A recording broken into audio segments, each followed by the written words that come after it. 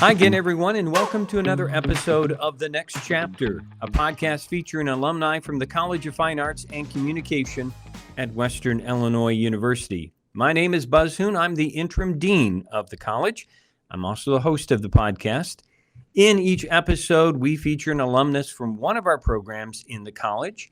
Today, I'm talking with Kate Pohlpeter, who received a master's degree in 1989, later became a member of the WIU faculty until she retired in 2018. And so she is representing what is now the Department of Speech Pathology and Audiology, but in the day, it was known as Communication Sciences and Disorders. There you go. Is that right, Kate? A long introduction. Welcome to the show. Thank you. So let's start with a life update. As we said, you were retired, but why don't you tell everybody what's going on in your life? Well, staying in a lot. I had planned to do traveling. That's been out the door. I retired and then COVID hit, so that's kind of about it. Gardening and golfing when the weather's nice. Yeah. And so, but you're still in the region? Yes, I live in Macomb and have no plans to move in the near future.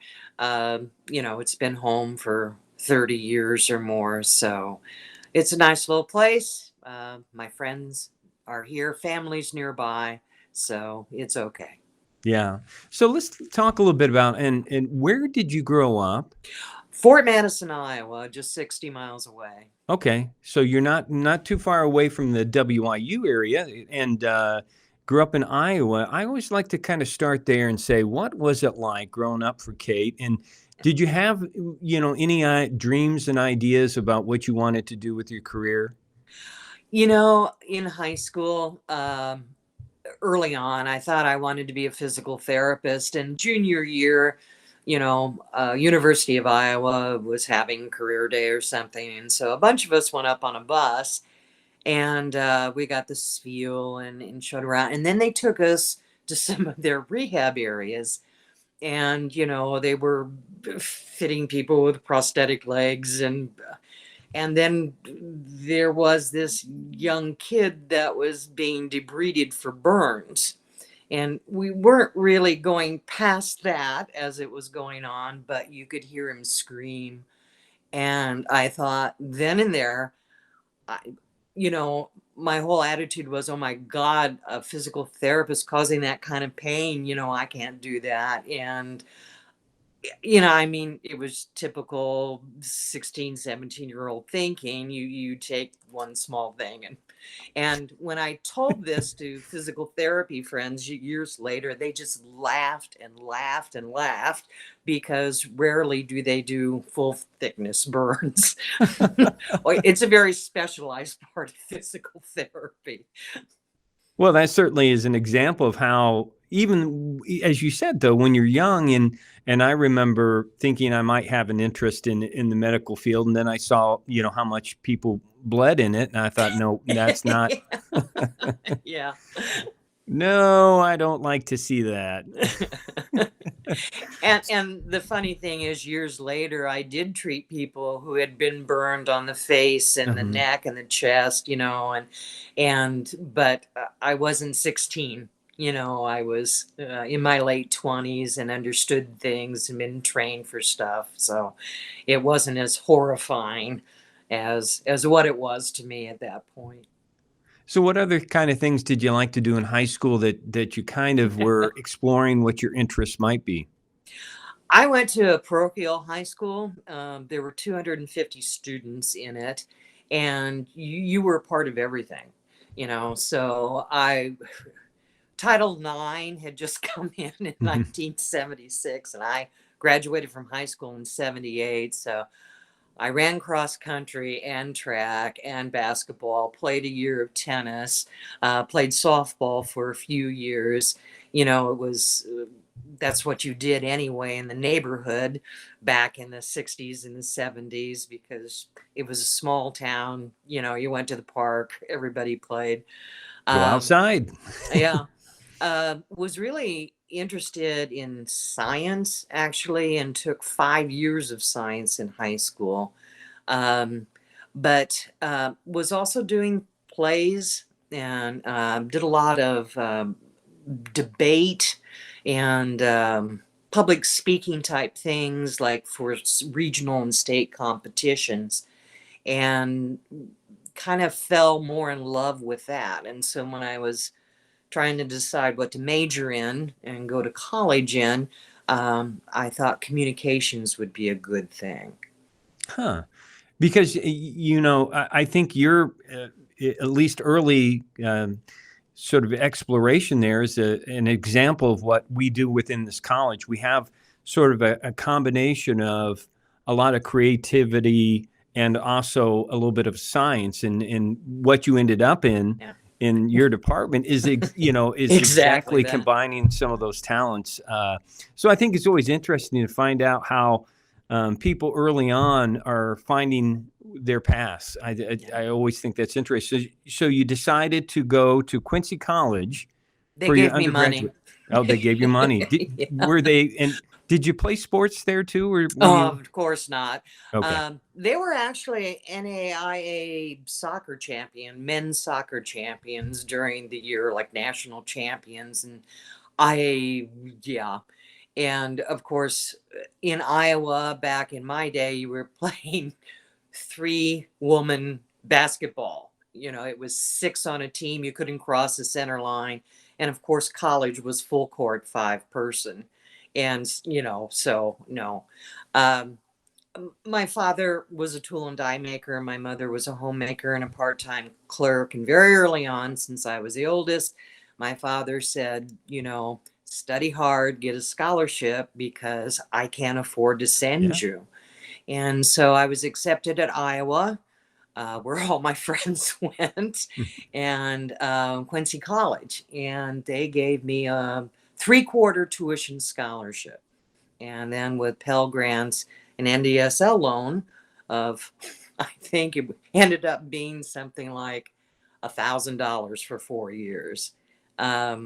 That's where I went. And I thought I would go there for 2 years and then transfer to Iowa.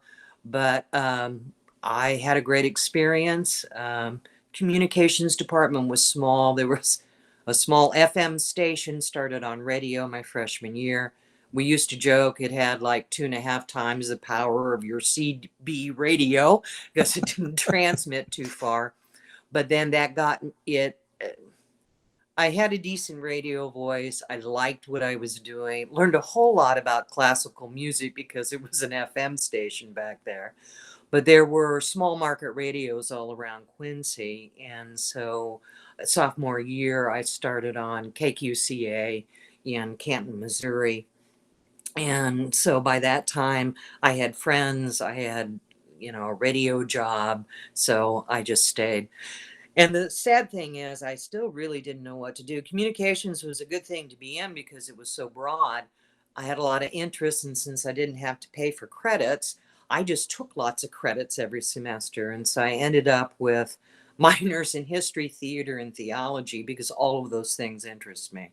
Wow. And unfortunately, it doesn't really prepare you for a specific position on the job market. But I've always thought that what you experience, what you develop later on, or early on, I should say, you'll always use sometime later on. And that was certainly true.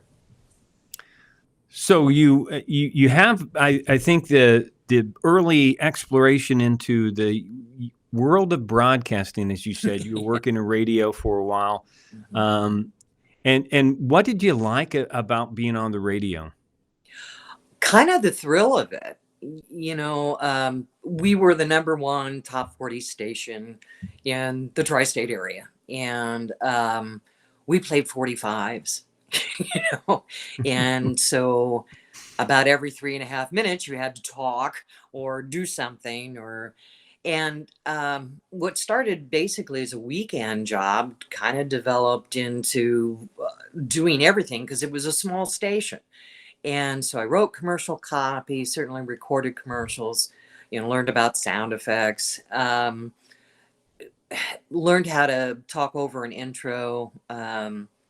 When I was on overnights, on occasion, I became Vanessa, the dark, sultry woman of your You airwaves. had a And personality. yeah, oh Wow. God, yes. And then it was, Kathy Peters with the news. And so I got to do everything, including sell time. And so it was early mornings, it was late nights. We went 24 hours a day. And one of the promos was the call-in giveaways, so the roller skating rink, the bowling alley, McDonald's coupons, things like that. So you also had to talk to people on air. And it was just a great introduction to what it was like to do live radio. After graduation, you got hired at WGEM, radio and television, where Yes, you were they doing a had little bit. AM, FM, and TV, and I was initially hired for the radio side of it. And once again, uh, it was much more automated, not so live, and portions of the day were. So I was on air. I also wrote copy, quite a bit of it. Of course, they had a newsroom, so I wasn't writing news or things such as that. But did that for about a year, and then they started flipping me over to TV and to television production. And that's where I wrote copy and edited and pulled a lot of things off satellite for recording, things such as that. Was a studio camera person. This is not the face of on air, but you were the behind the scenes person, and that worked well for a number of years. But And then at some things became automated, and my job kind of went with it. Okay, well, I wondered what motivated you to then go to graduate school here at WIU. What was the decision making there? The big one was in television production. Things became much more computerized and digitalized. So this was in the mid 80s. So we went from using 3-inch videotape, which think of like a cassette tape only with 3 inches, big reel to reels, cutting and editing. The master control had limited effects to it and things such as that. And so with the move to digital, you didn't need that much personnel. And I was kind of low person on the telephone, or kind of the low person on the line. And so, my hours got reduced. And the other thing was the thrill was kind of gone. What I wanted, say, in my early 20s wasn't what I really wanted anymore in my mid and later 20s. I wanted to do something else. And so my grandmother had a stroke. And she I'd gone up to see her a day or two afterwards. She's in the hospital. And um, when I walked in the door, she said, "Oh, deliver us from evil. No, no, no." And she's trying to get things out. And what the nurses explained to me was the stroke had certainly affected her speech. She could talk, but a lot of times what she intended to say didn't come out. And that Hmm. was an example. And they said she was probably praying when she had the stroke, and that was very true of her. And so that's what came out then. It was part of the Our Father. Um, and I was fascinated. And then within the weeks, she regained a whole lot. She probably regained 90% of her abilities. And it fascinated me. And so I got to reading about speech pathology, applied at WIU and at Iowa, was accepted both places. But WIU, thank goodness, offered me a graduate assistantship in broadcasting. And so I had a year of undergraduate work to complete in order to get into graduate school. But for 2 years then, I had a graduate assistant in broadcasting. And so that made the decision. And because of that, I was able to finagle working at WGEM 32 hours a week from 3 o'clock Friday afternoon until 11 p.m. Sunday night to keep health insurance and also to afford gas, And so that's what I did for 3 years. Are you sometimes amazed at what we will do in order to survive when we go Yeah, through graduate school? I yeah, mean, I think sometimes it amazes me of what we will say, okay, if this is our goal, how we work towards that. And because it's so challenging. oh yeah, The yeah, classes, I'm sure, were very challenging. And yet here you are traveling back and forth and doing whatever you have to yeah, sometimes in order to survive. yeah. A lot of times on weekends, you're doing some production work, but a lot of it was like grabbing things off the satellites to tape, say like game shows, so the satellites would run five, and so I'm taping them and marking them so that they'll run later in the week on the days they need to run. Newscasts, of course, some sporting events, things like that would help out with editing. So there were long periods where basically I was just looking at a bank of monitors, making sure that the satellite feeds were still coming in. And so that's when I studied, and especially on the weekends, and wrote papers. Lug in a suitcase load of reference books and journal articles, and mimeograph things, and start writing papers back there while the Gary Collins show was being recorded from West Star 5. Was there a time in graduate school where you got an aha moment where you kind of thought, I made the right decision. I like what this is about. Early on, that whole first year of just taking undergraduate courses to get the knowledge to get into to function in graduate school, because my undergrad background didn't have required classes: anatomy, physiology, sound, physics, the rudiments of doing therapy. So, yeah, I enjoyed the classes. I love learning about the ear. you know, Huh. uh, I was fascinated by the linguistic qualities, like when do kids develop use of pronouns, and what separates, say, like the kids that don't talk, like the autistic kids and things like that, and what part of their brain isn't working. And so it was just, I loved it, and knew within that first semester that this was a good choice, and if I made it through grad school, boy, this was going to be great. And it was.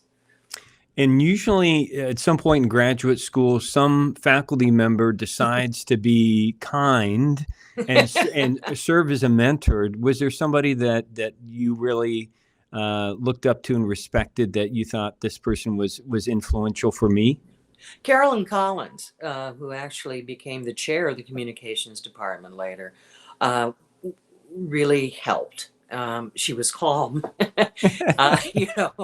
and it was, she could, fix the problem. So when you came in, whether it was something with linguistics or it was something with your schedule, because I was the atypical graduate student, she finagled things, she worked things, she explained things to you, and had a plan, and that was great.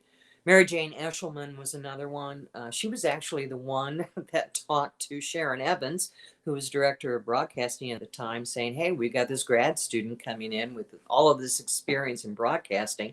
You guys ought to give her a grad assistantship," and that made it all possible. And then colleagues, fellow students. I was a non-typical student because I was close to 30, and there were two others. One, a male in his mid 30s, who was a music teacher coming back to do something different, and then a nun in her 40s who had been a school teacher who Wow. was coming back. And so it was great to have more mature people that were kind of going through the same thing with you.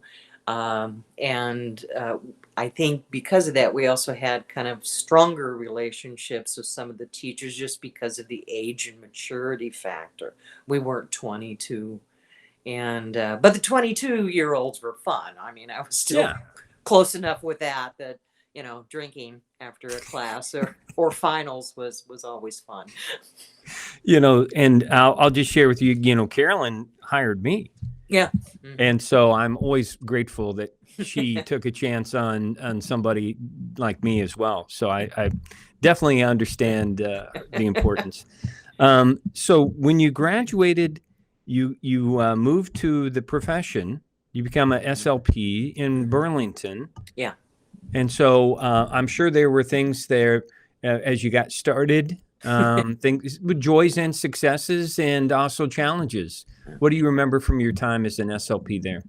I actually graduated in December, and a faculty member in speech pathology had to have triple bypass. And so I was hired to teach some undergraduate courses that spring semester. And so I interviewed, and finals was that Friday, and Monday I started the job at Burlington, and it was fine. It was scary at first. In graduate school, there's a lot of people behind you. Somebody's can catch you. And work situation, you're it. You're you're the one other people are coming to.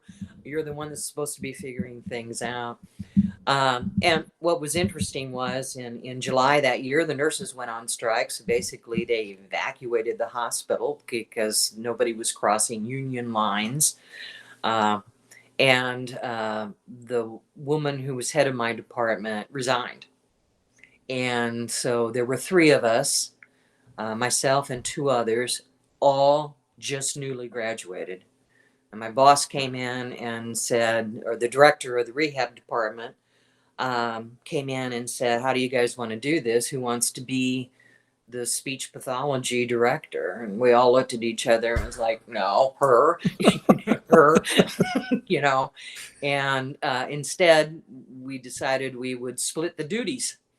And that came about the time when hospitals were compressing administrative hierarchies. So right off the bat, we were developing programs. We had to do things for a joint commission. We had to do internal statistics for the hospital. So not only, and we were all collaborating with each other all the time. Each of us had different strengths. Some things we would look at like, my God, this is a laryngectomy with a head injury. What am I doing? And so we would eat lunch together quite a bit and talk about things. And my first head injury client I got because a colleague wasn't getting anywhere with her. And she said, and to her credit, she didn't let ego get in the way. And she said, "You have this patient because it's not working for me." And she and I clicked. And she taught me so much. One patient. It was my first head injury patient. There are levels coming out of coma and how the brain repairs itself over weeks and months. And I remember her to this day. But you grew because you had to. It was like, hey, we got a problem. And the head of my department was an OT, and she was a real mentor to me. And she would say to us, "Don't come to me with a problem. Come to me with what you think we should do about that problem." So we were given a lot of responsibility and a lot of independence. And then, but you also had resources to back you up. And so, oh God, they had 1,000 employees. And so we began networking with different departments and you cross departmental lines because it's not one person that's working with the patient. You got nurses and radiologists and pulmonologists and, the PT, the OTs, the recreational therapists, audiology comes in, psych comes in. And so you learn and you network. And, I would say 98% of the people I worked with during those 5 years were fantastic. Nobody had egos. Maybe one or two doctors, but most of them didn't. And so you got things done, and it was exciting. It does sound like, because I think in a lot of our cases, it's iron sharpens iron, and Yeah. those tough times that you go through, and the challenges that you face are things that are going to make you better. And it sounds like during that period of time, you were learning so many valuable skills that you were putting into your tool belt that as you move into the teaching profession, you're able to say, hey, this is something that's going to help you out. So let's talk. Go ahead. The three of us, being kind of rookies, I would say it took me 3 years in the hospital to really feel like, oh, come on, I can take anything that walks through the door and not get fazed by it. But the three of us often remarked, man, I wish somebody would have told us about this in graduate school. Or, like, I want to go back to graduate school and take this class again, because now I understand, after seeing this patient exhibit these problems, how much more. And I can't tell you how many times those first few years, and actually throughout my career, that going back to the research, going back to books, getting that more information, because you're only so good, but then as you expand, you're ready to take in and understand a whole lot more. Good example. So you, at some point, you have the opportunity to come back and teach. And so you must have been ready for a new challenge in your life. Well, at Burlington, my boss and my mentor put me on hospital committees, and a social worker and I started up support groups for head injury and for stroke survivors and their families. And I was doing 50, 60 hours a week. Wow. And it just got to be old, after a while, and tiring. And I thought wrongly that, wouldn't it be great to teach Tuesdays and Thursdays, and I also worried about tenure since I didn't have a PhD. And so I completed a second master's in health sciences while I was completing tenure, and found out that, well, it's going to be 50, 60 hours a week that first year of teaching anyway, because of how you have to plan things, how you have to coordinate. And they threw in things like advising. Amanda Silberer, who's now the chair of speech pathology and audiology, was actually my very first advisee. She came in my first day of work. I'm sitting there trying to figure out how to log into the computer, and she and you didn't quit down and said, I have a schedule problem. And I looked at her like, okay, and promptly went up and got Carolyn Collins, who was now my boss, and said, I have a student. And of course, Carolyn came down, fixed everything in about 2 seconds, and then showed me how to log on. So that was kind of the start. So during that time, as you get into, what were you finding that you really liked about the teaching gig? The interaction with the students. A professor at Quincy College once said to me, if you, in teaching, it's good to have an equal balance. The students will teach you as much as you're teaching them. And never forgot that. Thought that was an interesting idea. And then when I got to teaching, yeah, exactly.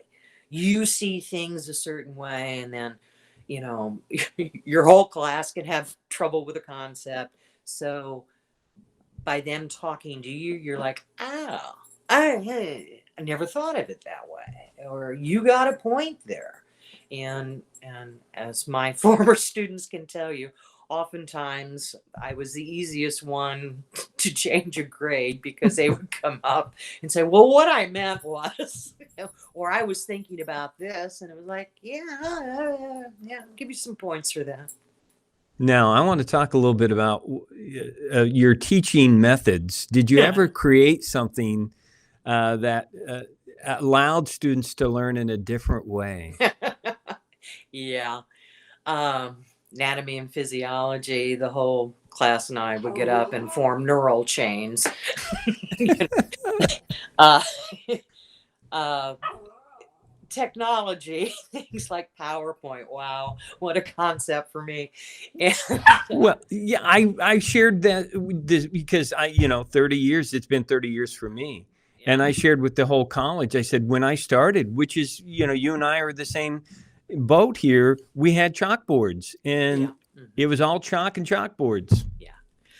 And, I firmly believe the research says with teaching that you have to be kinesthetically, auditorily, and visually engaged. If you have all of those going on, getting it into long-term memory, and then being able to something to do with that, that's your best shot, rather than just listening or seeing. And so I didn't like using PowerPoint. My PowerPoints were actually very sparse, because I still wrote on the board. I still wrote on the smart boards. And it was like, you guys need to write too, because that's a kinesthetic quality. Right. Connected up here. That's right. And draw with me. So if I was teaching a swallowing course, first week, it was like, okay, your homework is, I want you to draw basically the anatomical tract for swallowing 50 times. And, because you're going to be seeing it on x-rays. So you really need to know what's there, what's the shape of this, what would this be, what's the name of it. And you can do it a lot easier when you're doing it that way. Same way with neural connections. I'm sure my former students will know that you get touched, it goes up the spinal nerve into, shoots up the ascending tracts, hits the hippocampus, so whips over into the parietal lobe, forwards up to the frontal lobe, bings around in there for association areas until you truly understand what you're feeling. And by doing those things, that kinesthetic, I think, really helps. It's how I learn. Is it true that you taught or would have the students sing? Oh, the cranial nerves for memorization? Yes. Well, it's a proven mnemonic device, and so I would use that, actually, different things in different classes. So I had them all sing in rounds my country address. So 11425 East 700th Street, Colchester, Illinois 62326. And I would teach that early in the semester as a strategy for people with memory problems, and wouldn't do it. And then on the final, for extra point question, I would say, well, what's my address? Nice. And, so 14, 15 weeks later, the power of singing and getting it into multiple parts of the brain to remember. And there were very few that didn't get an extra credit point. Nice. That's such a terrific idea of helping students connect all that. I remember, and I'll just share, I always knew you from when we would interact, and I always thought you had the ability to combine all the things that you had learned probably as a broadcaster, whether it was the music and using your voice, and just your ability to connect with people. to sometimes with honesty, real honesty. Yeah. I mean, because I think you would tell people, about your preference for working with older folks and Yes. not so much with the kids. Right. And I thought, at least I hate children. they knew what they were going to get with you. Yeah. Yeah.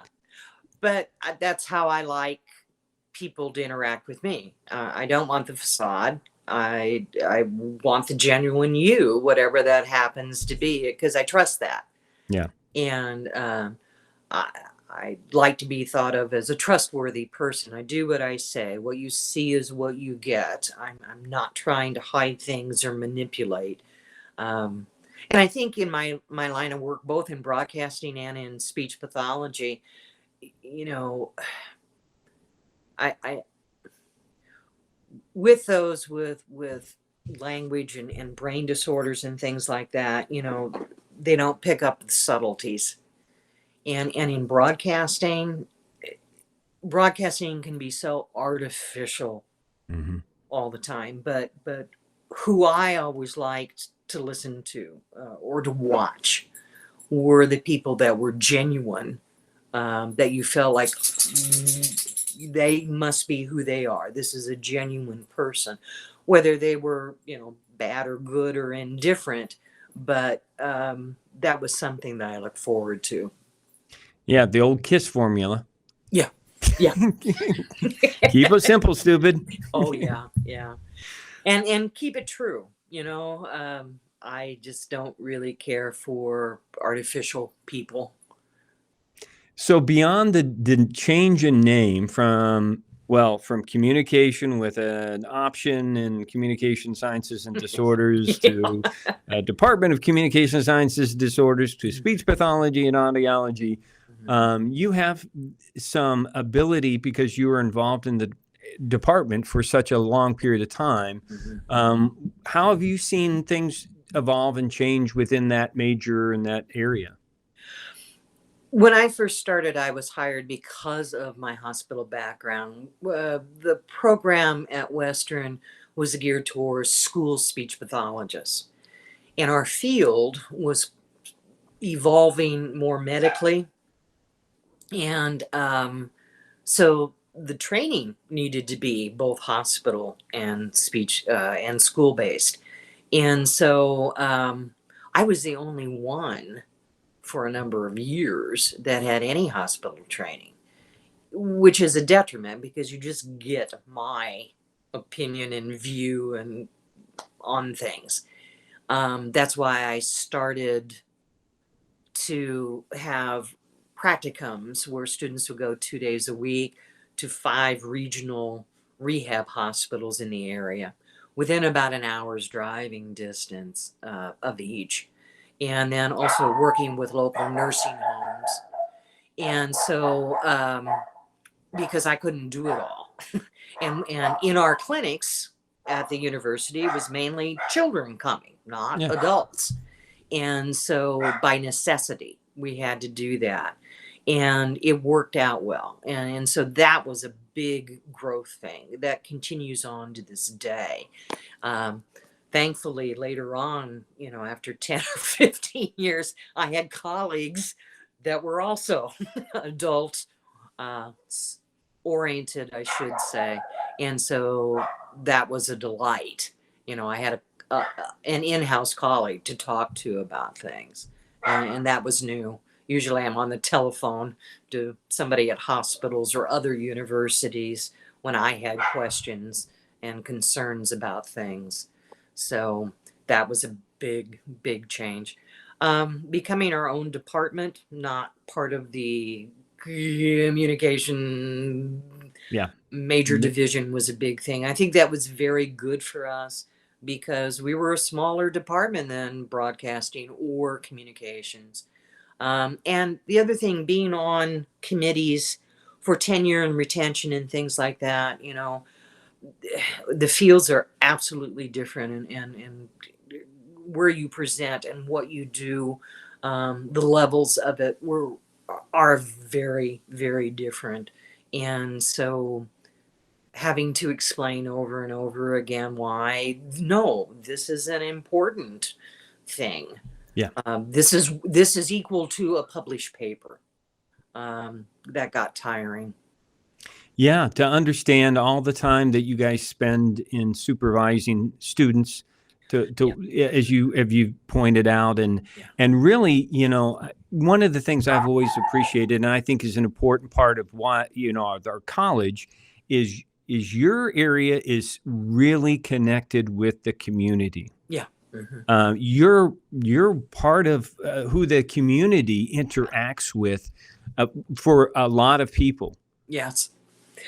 In broadcasting, I when I was at WGEM on the radio, I was talking to people in 17 counties, but I never met any of them. It's a one-way thing. But with us, yeah. And so that's why we had to have dress codes. That's why, no, you don't act like this.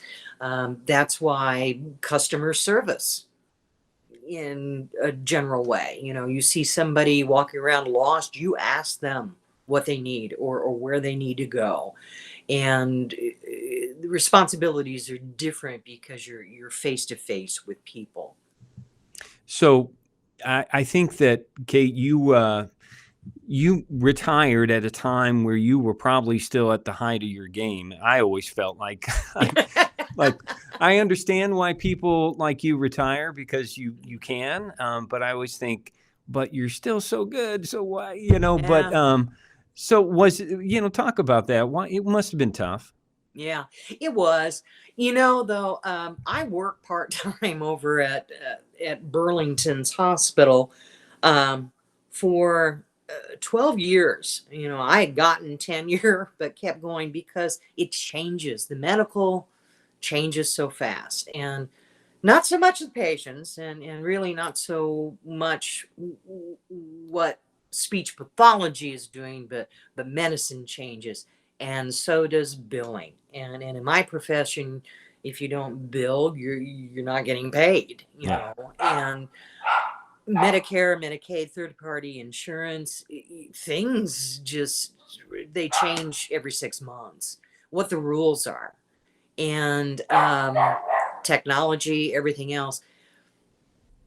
What I felt was about 15 years into WAU is that I couldn't go back full. I would have to retrain to go back just on billing. The therapy, not so much, but coding and things such as that. And I was teaching it, but it's different when you're doing it. The other thing is, patients have problems. They've been brain injured in some way, or there's physical problems going on, like cancers or other things. And everybody heals in a certain way. I mean, there's finites to healing, and there's a process. So what I've really seen since the early 1990s is that evidence-based practice comes in, which is great. So we know what the best thing to do is, but you also have to be smart enough to know when not to follow that. The other thing you have to know too is that people take time, and because of the high cost of healthcare, what you have is less and less time to work with people. And so early in my career, I could expect 45 days of intensive therapy on a rehab unit. It's down to 12 days now. It's not that the people get better that faster. It's just what it is paid for. And then you're shuffled to another level where it's less intensive, more cost effective. But then there are limits on that as well, too. And I don't know. It would be hard for me to go back into it. As far as teaching and retiring, yeah, I liked it. But then again, had my time in, and it was time. I don't know how else to put it. It was just time. I've got an elderly mother. I wanted to do some travel. I had enough to live on, and it was time to leave and let somebody else take the reins. Well, we've always appreciated all that you did, not only for Well, the thank you. department, but for the college, for the university. And I guess we'll just end with this, Kate, that, a young person in high school, much like yourself, kind of exploring options, and I would think that the field of SLP, of audiology, would be known more to young people. Yeah. So what kind of traits do you think a young person might have that would help them in this field? Um, it's a social behavior field. So you have to be able to take a hit, for lack of a better word. You have to be creative and variable, because the same thing isn't going to work with everybody. How you approach or treat or interact with that patient makes all the difference. And so you have to be able to laugh at yourself. Well, that was a dumb question I asked you, wasn't it? And you also have to be able to laugh with people. The people that I worked with, they struggle and they're going to fail. And it's not a reflection on you. It's just like anything else. You got to get up and get going, and laughter helps you get up and get going again, whether it's you or your clients. If you want to go into speech pathology or audiology, you've got to be able to do that and to look for the differences, appreciate them. They're going to teach you things as you help them recover. Well, Kate, it's been a great time catching up with you. Yeah. And so I appreciate your being on the podcast and everything. My first. It was great to, we like to highlight our alums, and not only are you an alum, you were and have been an important part of our faculty. So Thank you. Again, thank you for all that you've done. Thank you. And thanks to all of our viewers that are out there watching or listening to the episode. We will continue to have alumni from all of our college departments on the podcast. We hope that you will continue to support our departments and schools here at WIU. So until the next episode, stay safe, take care, and God bless.